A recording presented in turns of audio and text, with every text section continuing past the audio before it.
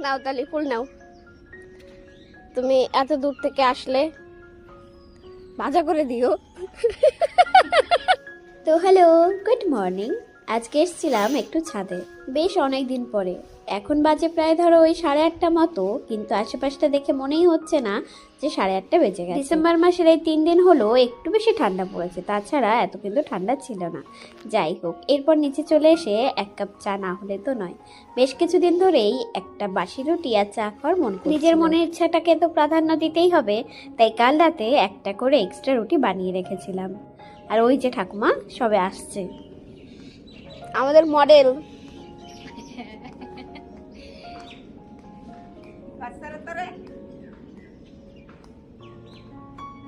নাও তালি ফুল নাও।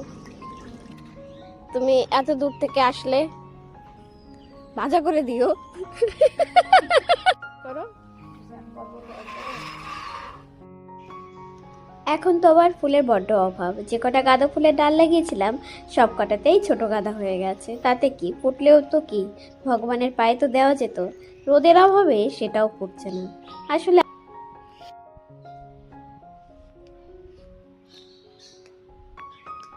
আর আজকে তো সোমবার, আজকের পুজোটা কিন্তু ঠাকুমাই সেরে নিচ্ছে। আমার মহাদেবকে আজকে ঠাকুমাই যত্ন করছে।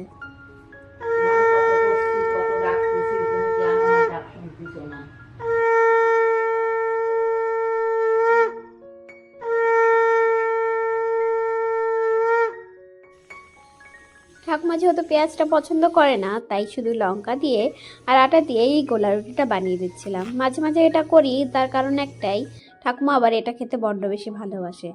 আমার আবার এমনি শুধু শুধু ভালো লাগে না, তাই আমি অত একটা বেশি খাই না। আর আজকে তো গাছে দুটো কুমড়ো ফুল ফুটেছিল। কুমড়ো ফুল দুটো ভেবে দেখে ভাবলাম যে দুটো কুমড়ো ফুল দিয়ে কী হবে, পুরুদের বাড়ি থেকে গিয়ে আবার দুটো তিনটে পুঁই শাকের পাতাও তুলে নিয়ে আসলাম।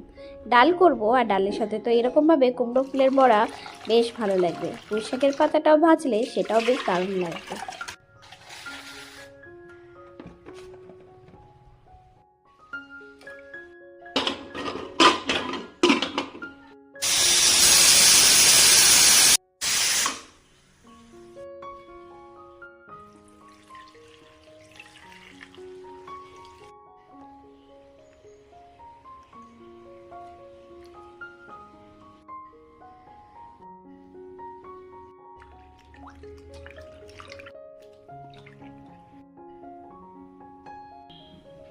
সব কিছু যখন ধুয়ে গোছাচ্ছিলাম, ঠাকুমা তখন বলল আমার জন্য এক টুকরো কুমড়ো সিদ্ধ দিয়ে রাখিস।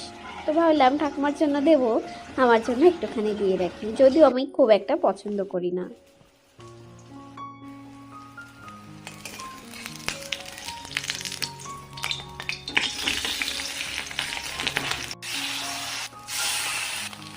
আজকের ভিডিও এই পর্যন্তই। সবাই অনেক ভালো থাকবেন, অনেক সুস্থ থাকবেন। আজ আসি, কেমন? টাটা।